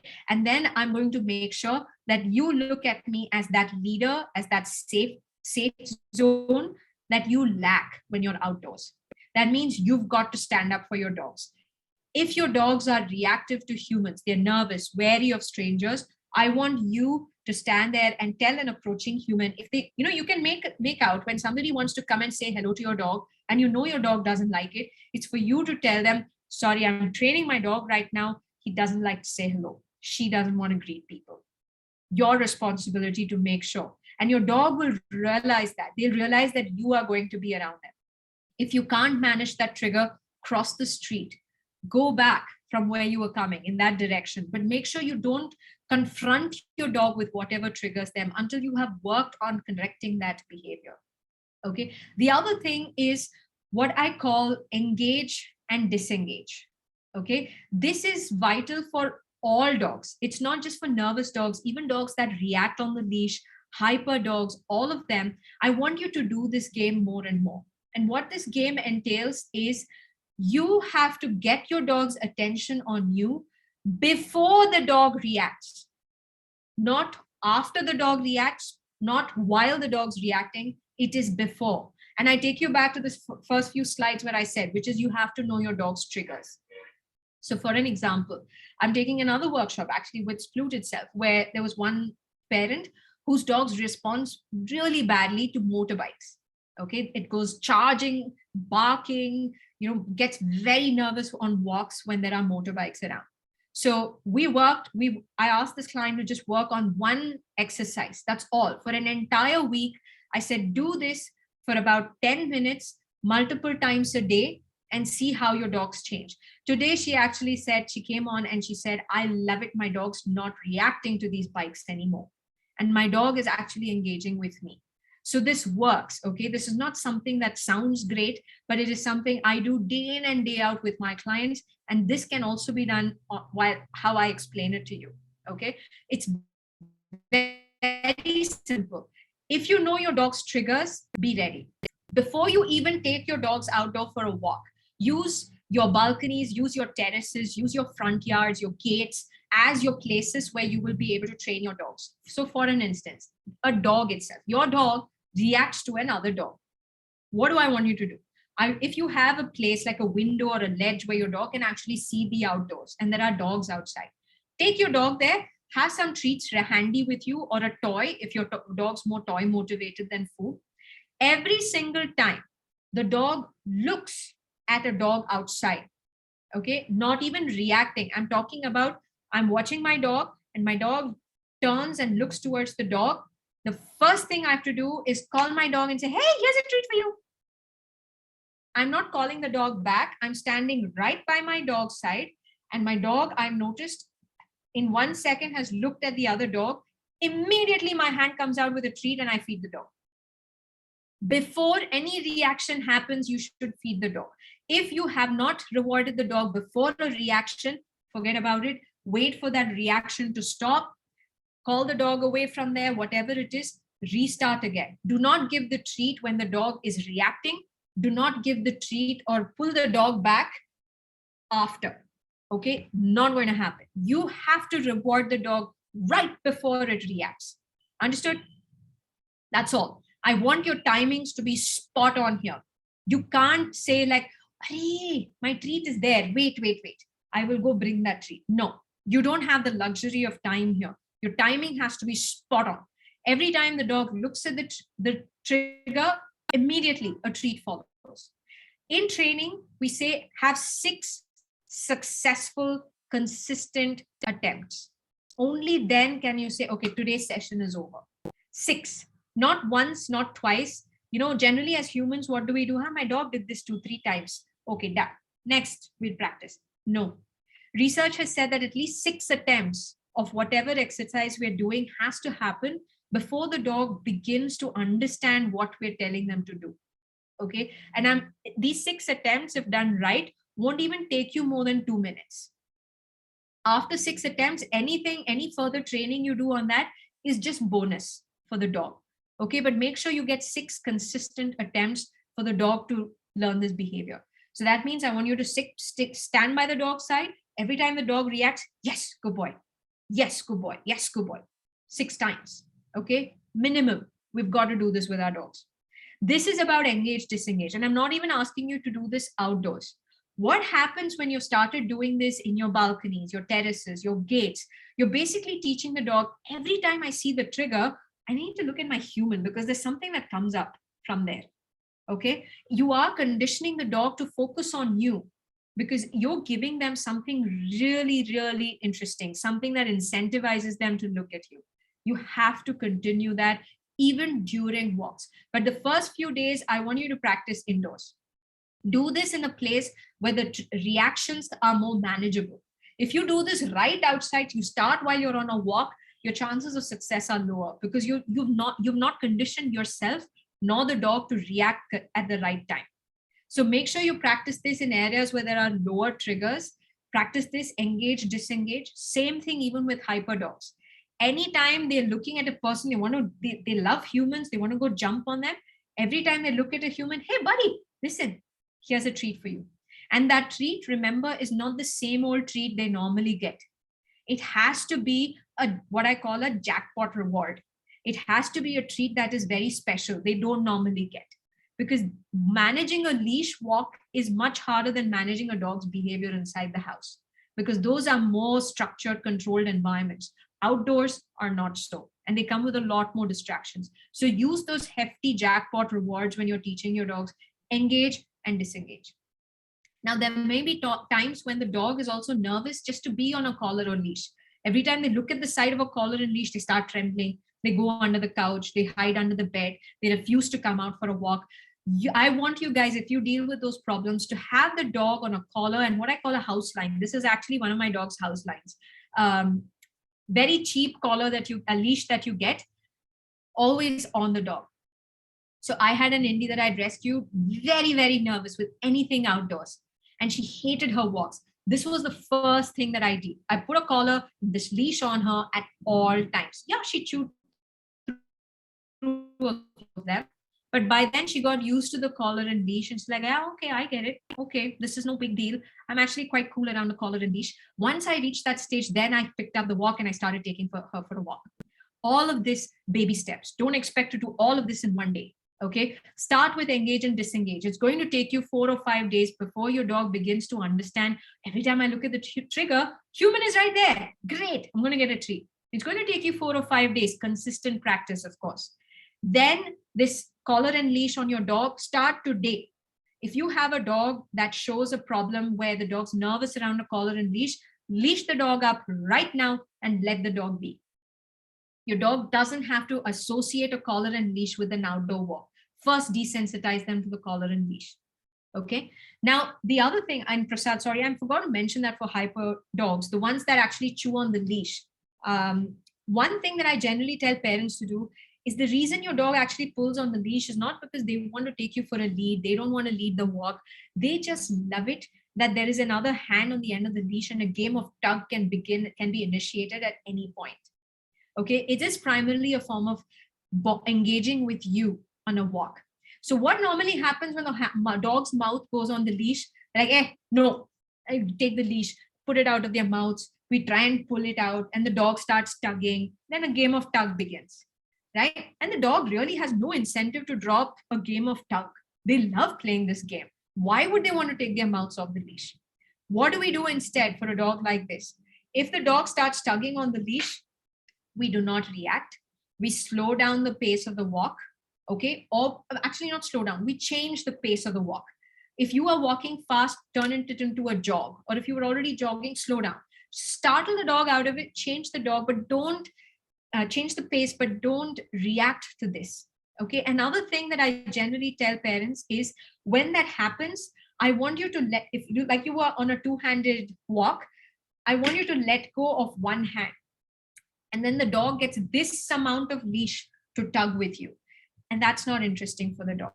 And the dog jumps up and it jumps up, trying to get closer and closer there. By which time I want you guys to quickly tell your dog, no, cut it out, stop, sit. Something to get your dog to calm down. I don't want you saying, no, stop it. Pry open the dog's mouth, take the leash out, none of that. So remember some things, change the pace of the walk if you can. Never react to the dog doing this. And if your dog continues to hold on, let go of one hand of the leash, another hand still has it, has the leash and the loop of the leash, but the other hand, let's go. I'm not interested in playing a game of tug with you. And don't even make eye contact with the dog. Just stand there. They are going to get bored because you're not giving them what they want, which is a game. As soon as they let go, we say, yes, good boy, let's start walking. Now, if the walk is absolutely unpleasant, the dog just makes being a nuisance. Another thing we generally tell parents is use a half and half leash, which is half chain and half cloth. So your hand is safe, and dogs generally don't want to put metals in their mouth. And that could be another way for you to manage this, but it's not correcting the behavior. Okay, but these are some things that we generally suggest. Now, the dogs, coming back to a nervous dog, post walks, I want you to stay calm. Okay, don't have to do anything else with these dogs. Just get them inside the house and make it as casual as possible. Yeah, you're back home, so come back inside. I'm going to, unmask or take off my shoes, wash my hands, all of that. This entire time, I'm not talking to my dog. Whatever it is my dog wants to do, can do it. But generally, nervous dogs, you'll see them come inside, they'll do a shake off, they'll yawn, they'll stretch, and they'll go into their comfortable areas. That's generally what they do. Okay.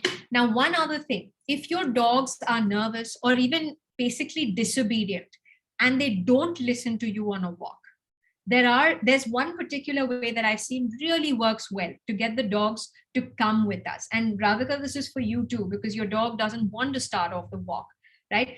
Do all of this, get your dog excited to come with you, get your dog to be curious about what it is, scatter feed outside the door, multiple things that you have to do. But one thing is, I'm going to stand up for this, but if your dog is on one end of the leash, okay, say this is the dog, I want you to hold on to the other end. Okay, keep the leash straight. So if you want, you can have, I'm only using one hand because this hand has to be the dog, but keep the leash parallel to the ground, not up, not down. Keep the leash parallel to the ground. If your dog's falling, and I want you to keep leash parallel to the ground, keep the leash taut, okay, and just give a gentle tug. You see how much this is? Just this amount of tension. And what this does is the dog's neck, I'm assuming it's on the collar, but this also works on a harness. The dog is sort of going in a certain direction. There's only so much stalling it can do. When you're gently tugging, don't coax the dog. Don't say, come, come. No, just quietly keep the leash parallel to the ground, gently tug the dog, pull them in this direction. They are going to get up. And as soon as you see a slight movement on their side, like they're thinking about it, praise them. Yes, what a good boy, good girl. They might just stall again, repeat. Again, they might get up. Yes, what a good boy. Our dogs generally do everything possible to please us. Now, if we are telling them, I love it when you actually get up and move, they are going to comply. Eventually, they will. Like what you do, Radhika, a lot of parents do. They give a treat. They're like, come, no. Or they will bribe the dog. They lift the dog up, and as soon as the dog gets up, you're treat. Don't do any of that. Just keep the leash parallel to the ground, keep it taut, tug, and wait for the dog to move. Once your dog moves, then you say, yes, what a good girl. And you get them to walk in that direction. This is going to take some time, okay? But be patient. With dogs like these, you've got to understand that they come with a history of, a lot of poor experiences. So you have to appreciate that and work with them to make sure that everything is going to be fine. I'm going to take charge of all of this that's going on in your life. Okay. Any questions, guys? I've been talking nonstop, but if you have any questions, feel free to interrupt. No? Okay.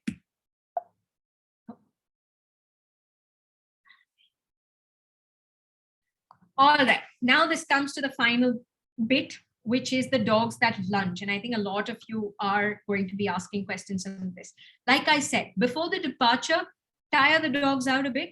Yeah, it helps because whatever excess energy they would have used to pull you has already been drained out of their system. Carry things that motivate them. It could be toys, it could be treats, whatever it is that really gets them excited and focus on you at other times. Keep that handy. You never know when you're going to use it. Work on the engage and disengage with the dogs.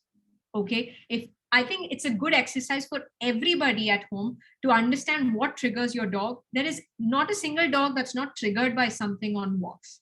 Okay, there'll always be something. So figure out what those triggers are. Think of ways where you can actually introduce your triggers in a controlled, structured environment and work on the engage and disengage game. All right. Then I want you to focus on a few other things while on the walk. Don't push your dog to socialize.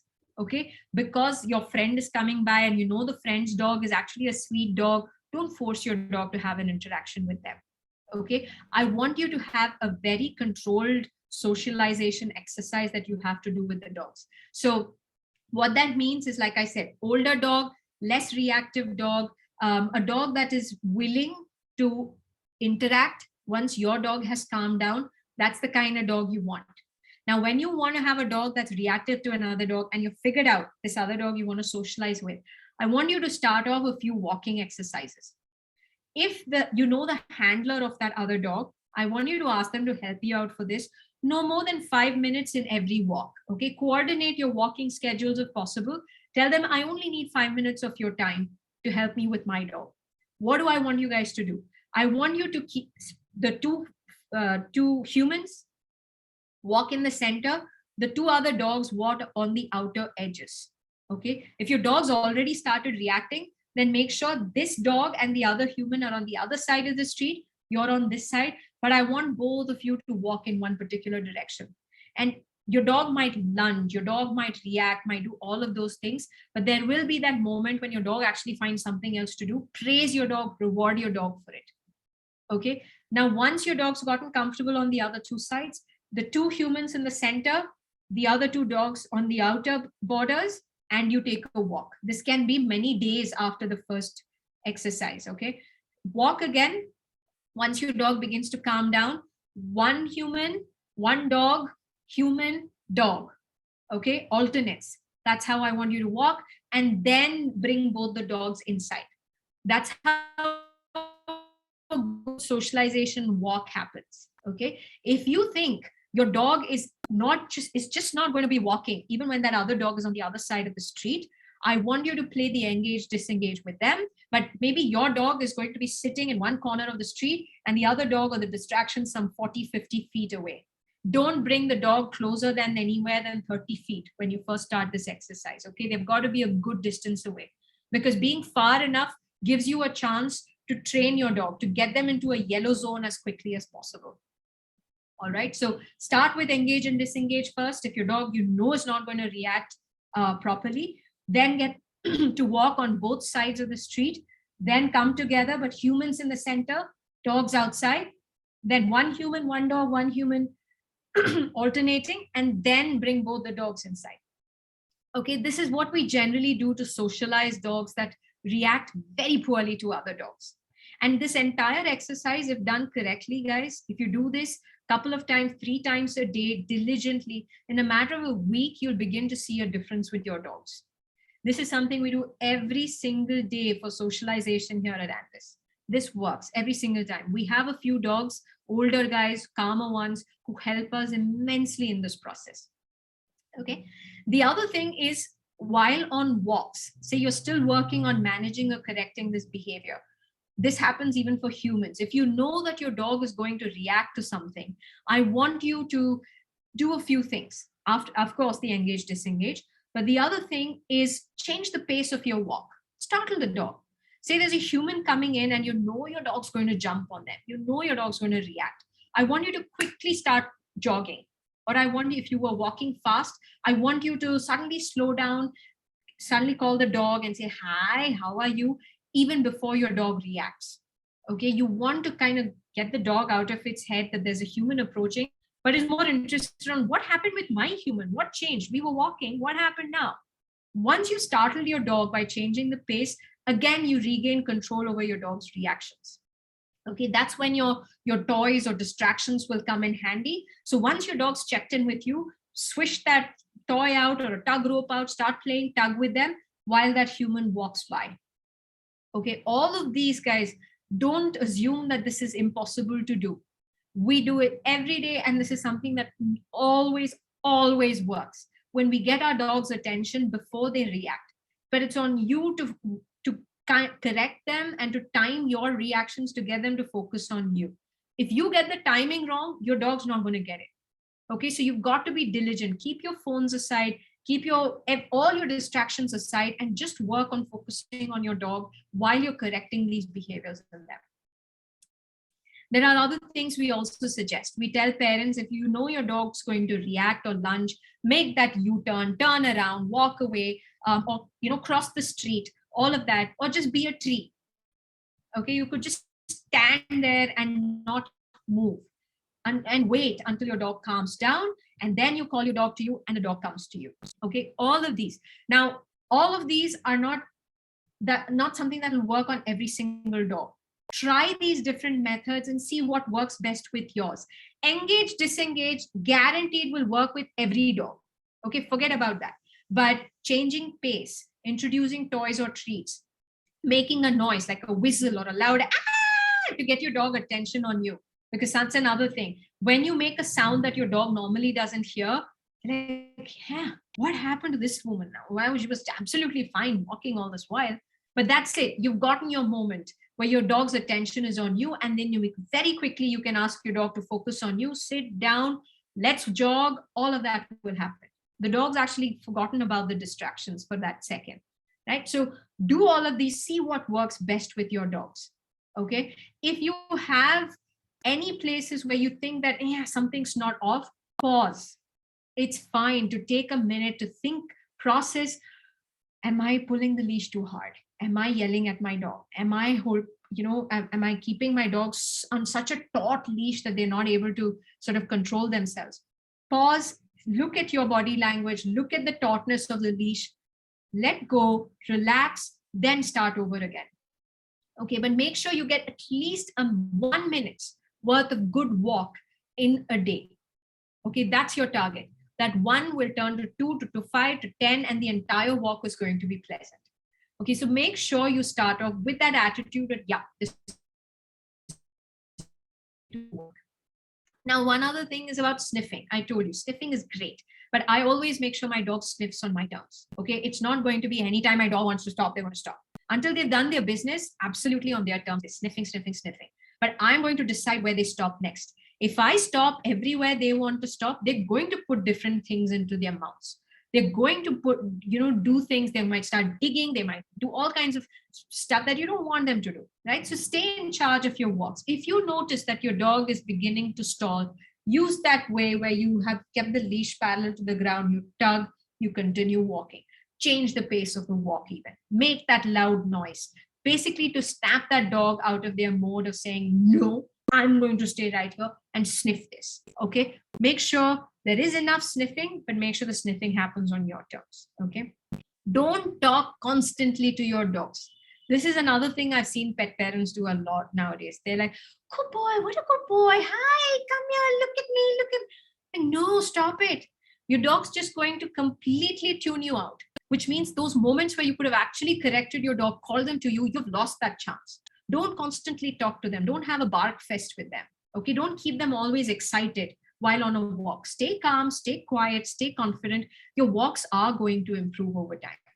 All right. These are just generic tips that will work for any kind of dog. Nervous, hyper, agitated, any kind of dog. Okay. That's it. That's all I had. Sorry, I ran 5 minutes over. But any questions? I'll open this up for everyone. Oh, sorry.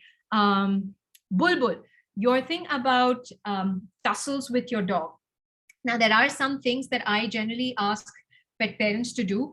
I won't tell you one will certainly work, but there are a few options. Okay, so if you find that your dog is sort of just, you haven't been able to get your dog's attention on you, they're still pulling, still doing all of that. Like I said, make a loud noise, shriek, yell. I mean, in fact, in my neighborhood, my dog was quite anxious. She used to react to every street dog on the streets, but I had to teach her to get over that. So one thing that I started doing was while I was walking and I would notice that she looked at the other dog, I'd be like, ah! And I'd continue walking. People in my neighborhood thought I'd gone bonkers, but I needed to get my dog in order. I needed to have pleasant walks with my dog. I was not willing to not lose my inhibitions. It was just not an option for me. I had to lose my inhibitions. I had to yell. I had to make a fool of myself, but I got my dog to focus on me. Another thing that I'd do was I'd scatter feed things around. So every time my dog would even begin to react before she did it, I actually used to show her treats and I used to drop them on the ground. So, and these were treats that she never got inside the house, things that were smelly. So I used to give her liver-based treats or fish-based treats, and that would get her excited. She'd be interested. Even paneer worked for her. But these are things that you'd have to do. If that also doesn't work, try and be a tree. Okay, that is one thing that I see that really works with smaller dogs. For larger dogs, it is a challenge, like you mentioned, but try the shriek, try the change of pace of walk, scatter feeding. That normally helps for most dogs. Okay, if you have any questions, feel free to reach out to Sploot's team and they'll get in touch and I'll be able to help address that. Okay. Did I leave anything out? Anything I didn't cover? Let me know. Any questions left unanswered? Happy to mention or talk about it. Hi, Prasad here. Yes. Yeah, just a quick one. Other people walking their dogs is fine. What you said, just hold on and, be a tree and calm him down or get his attention for that 1 second. But what happens is that strays sometimes come at you and it gets very difficult to control him because he too wants to lunge at them. So, that's when, because the other dogs anyway, they just walk away. So the person goes away and the distraction is over. But strays very often come towards you. Either they want to be friendly or sometimes they are also aggressive. So how do we deal with that? Okay, you have to work on the engage disengage with your dog. So if you find a quiet corner or a place where your dog doesn't have access to the strays, but you are managing his reactions, it's important for you to understand that the stray will come closer to your dog because your dog is also exhibiting body language that says, I want to have some interaction with you. Okay, generally when strays come across dogs that really don't care much about them, they will come, stand, they'll probably bark a little and walk away. Those strays are excellent reading body language, but you need to teach your dog first to calm down. When your dog is exhibiting body language that says, I want to lunge or I want to greet or play, your stray is going to come back and react the same way. So you have to learn to control your dog's reactions, first thing. Okay. The second thing, when a stray does approach, I don't want you yelling at the stray or, sort of shrieking at them, because again, the dog begins to notice that your energy levels have changed. You've probably held on really tightly to the leash and you're kind of holding him back and you're yelling at the strays. That again feeds the dog's energies, both the strays and your own. At that point, I want you to, like, you can see a stray approaching, right? I want you, if possible, to get your dog behind you and then just look at this. Don't do anything. These strays will understand. Just look at them and say, no. Just a very loud no. Don't yell. Don't pick up a stick. Don't throw anything at them. None of that. Just stand there and say no. Have your dog behind you. You've got to stay between the dog and the strays because you're being the leader that dog wants at this point. Okay, your dog needs to first learn to engage, disengage. While you're teaching him that, you also need to manage the strays' energy levels. So keep your dog behind you, very calm, but very assertive. No. Believe me, the strays will get it because this is something that they don't see a lot from humans as well. What they get from humans is threatening, intimidating. Some people throw biscuits, which makes matters even worse. But all of these things are what they're used to. They're not used to a no. Stop. This is how you've got to tell them, right? It sounds fancy when I say that, all the strays understand it, but it's true. They will. Try and practice this as much as possible. Maybe behind a gate or behind a compound wall or any place where you can again physically separate your dog from them. Practice this. But this is something that I would recommend. Stand between your dog and the others. Make sure you're correcting the strays as well. Sorry. Okay. Thank you. Okay. All right. Yeah. Bulbul. Yeah, Malvika. So I just wanted to quickly give you an update. I had to take my dog down because I need to leave home and I had to take her down for a pee before Okay. I go. And I tried your technique, and it's actually worked well. I had the most no-nonsense walk from her. Maybe she was too surprised by the authority. For she was probably just shocked, and that's when she didn't. But yeah, it was. What did you do again? Which tip? Sorry, I I just missed. used your the leash handling techniques that you mentioned. Ah, You wanted yes. a no nonsense walk because it was just for her pee. So I tried pretty, and obviously no triggers right now, but I tried the things that you mentioned, and I used a collar, martingale collar, rather than a harness. Got a very no nonsense walk from her, where she's actually followed what I. Excellent. Make sure that you reward her, right? When she's doing Yeah. that, doing what you want to praise her, not reward as in a treat, but just a praising. Yes, what a good girl. Awesome Right. job, Bulbul. Excellent. Thank you. Radhika? Yeah, I just had a question regarding the collar versus harness. Huh. So I actually do not remember ever taking my dog out on a walk on a collar. Actually, it just so happens that I've always started with the harness.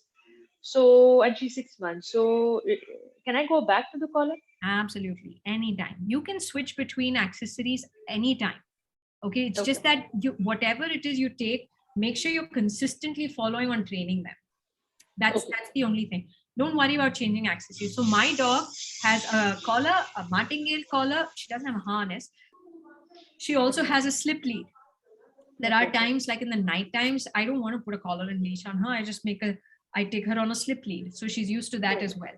But they will adapt themselves to anything. Okay. All right. Thank you. You're welcome. Okay. Guys, any more questions? Hi. Hi. Hey, yes. Hi. Hi, Malvika. Yeah. Yeah, so there are two things that I wanted to ask. One is, what is this slip leash that you just talked about? Okay. One is that. Got it. So slip lead, I mean, you can even make a collar out of a slip lead. It's basically one single piece of leash that works as a collar and a leash. And this basically has the leash right around the dog's ears. Perfect control over the dog's head movements. Okay. Because like I said, if you want to control, you might have seen it in dog shows. You can look up any videos of a dog show. You'll see every dog show is on a slip lead because they want to show the dog properly. So dog's head is up, slip lead is right behind the ears, and the full structure of the dog's body is same. So if you have a normal leash, you don't even have to buy a slip lead. Okay. So if you have so just to confirm, is this what you're talking about? Yes. That's a slip lead. Yeah. Okay. Yeah. But make sure that slip lead is not at the base of the neck. If it's here, Yes. It's like right behind the ears. Yeah. It should always be behind the ears. Okay. So one thing more that I wanted to ask. So when we take a dog out on a walk, he's a 1-year Labrador. He's very reactive, very anxious. We're working on the behavior and anxiety issues. So he's basically reactive to toddlers. Apart from dogs, he's reactive to toddlers. And when we take him out on a walk, there's one problem, like when there are adults who are approaching, we can always tell them that just stop, please don't come near. But one problem that we face is that while we are taking him on a walk, there are a lot of kids who are cycling. They're like 4 or 5-year-olds, 6, 7-year-old, who get like really excited. Oh my God, that's a dog. Can we come? Can we pet him? And we're trying to tell them, no, please stay away. He might bite. Like, we've not had an accident till now, but we don't want to take any chance. But in that situation, we are at one point of time, like I'm trying to tell the child to stay away, and our dog has already started reacting, and he's like basically he's pulling and he's just lunging. So is there a way to control in that moment how to control this situation? I mean, you have to start with, again, like I said, engage, disengage. Go into a quiet corner where the dog's watching the kid. Every time he looks at a child, reward him, right? But during the walk, I want you to distract him again. So even before he reacts, right, you could either make a U-turn or what I call I forgot, a haphazard walk. Okay, what that Okay. basically means is, and this works for hyper dogs as well. Basically, Mhm. confuse the dogs entirely before you even step out. So, I mean, before you start the walk. So it is walk in very random fashions. The dog has no idea which way to go. So while Okay. you're noticing a child come close to you, start Mhm. taking a very random walk. Make sharp turns. Okay, don't make curved turns in your haphazard walks. You're walking Okay. straight, sharp left, sharp right. Move Okay. away very sharply in other directions in ways that you've never walked before, because the dog needs to be focusing on you now. Like, why? What happened? What happened? And when this is something, I have a lot of kids in my apartment as well, and this is exactly what I would do. Every time I knew that I was taking my dog out while there were kids around, I would always start with a haphazard walk. One thing, my dog learned to focus on me, but it also basically gave me a time to tell the kids, no, not right now, guys, later. Okay. Okay, Okay. while That I'm makes a lot of randomly walking. sense. So Yes. that is something you'll have to manage, and absolutely fine for you to stop a child. You can even yell. I've done that. I've yelled at a child and said, no, I'm training my dog. Although my dog loves children, I did not Yeah. want her to get used to greeting humans, meeting other dogs on walks. So I would Mhm. just yell and say, no, the dog's not. I basically said my dog's not friendly. Okay. Yeah, And I tell them he might just bite you. Please stay away, and I will not. it's okay. But a haphazard walk also helps. Yes, And this that, is a that good makes a lot of sense. pre-departure activity as well. Yeah. Okay. Thank you so much. Thank you. Absolutely. Yes. All right. Anything else, guys? No? Okay. Well, thank you so much. Thank you so much. It was really helpful. hope so. I I don't know. I hope so. Let Sploot know that things are working out or not. So it's good for me to know if you're I'll struggling definitely somewhere. get back to them. And Absolutely. thank you so much. Oh yeah. Thank you Yes. so much. I'll have a recorded link for this session, for this workshop. Anyone who needs it, just DM it to Sploot's Insta page. Garima would be in touch with you guys. Okay. So I'll just send you a feedback message. Do make sure to respond to that. Please. Thank you so much for signing up, All right. Radhika. Thank you, guys. And Take care. we also, and Sploot also organizes Dog Obedience 101 with Malvika. Malvika would be training for it would be a training session for like 4 weeks training session by Malvika itself. She organizes it, and anyone who wants to sign up can do that from Sploot app or Sploot website. Yeah, it's only for 10 months and older dogs. I think Sploot also has a puppy obedience thing.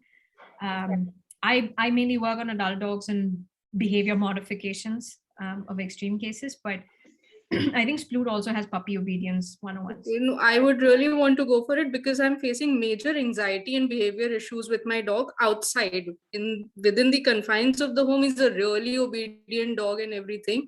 But as soon as we step out to the vet or anywhere, it's very difficult. And he's 33 kgs and I'm like 4'9". So for me, it's extremely difficult to. I can imagine.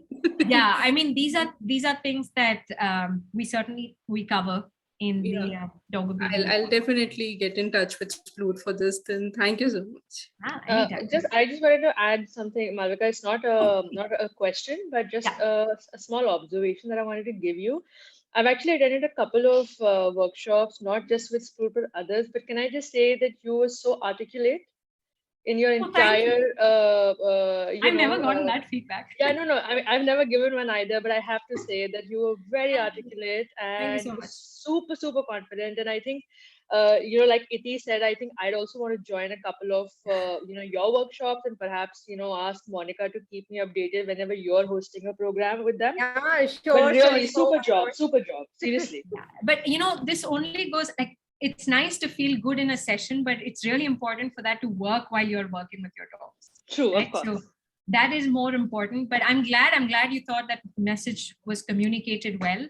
But again, feel free to reach out to me. Sploot will be happy to share my information as well. But thank you. Appreciate that. Thank you so much, guys. All right. Thank you. Have a great rest of the weekend. Bye. Bye. Bye. Good night. Good night.